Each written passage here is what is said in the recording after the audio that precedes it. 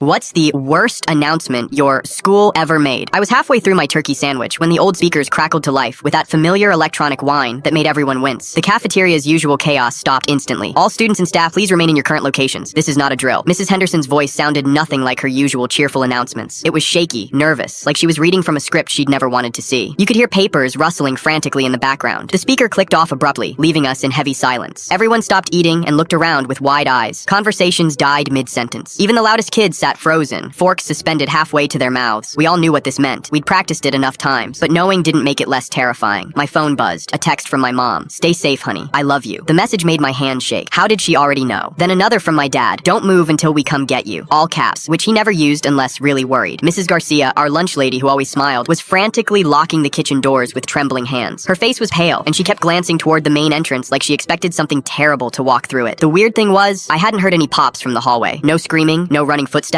just eerie silence that pressed against my eardrums. Some girl 2 tables over was crying quietly into her hands. I found myself counting things to stay calm. 27 kids in the cafeteria, 3 adults, 4 exits, but 3 were locked now. 18 minutes since the announcement. 20 minutes later, the main doors opened with a soft click that seemed deafening. Mr. Peterson, our principal, peeked in like he was afraid of what he might find. His usually neat tie was crooked, his face pale as paper. "David, can you come with me, please?" My stomach dropped. Why me? Everyone stared as I grabbed my backpack with shaking hands. Mr. Peterson put his hand on my shoulder as we walked down the empty hallway. "Your uncle is here to pick you up," he said quietly. Uncle Mike was waiting in the office, still in his blue work clothes from the auto shop. He looked like he'd been crying, which scared me more than anything else that day. Uncle Mike never cried, not even when Grandpa died. He hugged me tight without saying a word, crushing me against his chest, like he was afraid I might disappear. I could smell motor oil and coffee on his clothes, familiar scents that should have been comforting, but somehow weren't. The ride home felt eternal. Every traffic light lasted forever. I kept watching Uncle Mike's face, but he just stared straight ahead with his jaw clenched. Every time I asked what happened, he just said, "Let's wait until we get home, buddy," in a voice that sounded nothing like his usual joking tone. When we pulled into my driveway, there were cars everywhere. Relatives I hadn't seen since Christmas. Aunt Sarah was sitting on our front steps, dabbing her eyes with tissues. Uncle Mike finally turned to me in the truck. "David, there wasn't a shooter at school today. Your school is fine. The lockdown was because there was an accident at Roosevelt Elementary across town." My heart stopped. Roosevelt Elementary. What kind of accident? A gas leak explosion in the science lab during a field trip visit. Some kids, his voice broke. Some kids didn't make it out. The world started spinning. My little sister Emma had mentioned a field trip this week to see the big kids' science experiments. She'd been so excited, babbling about it for days. "Where's Emma?" I whispered, though I think I already knew. Uncle Mike's silence was deafening. Through the truck window, I could see my mom collapsed on our living room couch, my dad holding her as she sobbed uncontrollably. Dad looked broken, older than I'd ever seen him. Emma's purple book bag was still by the door where she'd dropped it yesterday morning. Her favorite stuffed elephant sat on the kitchen counter waiting for her to come home. Everyone else at my school just had a scary lockdown story to tell their parents that night. I had something else entirely.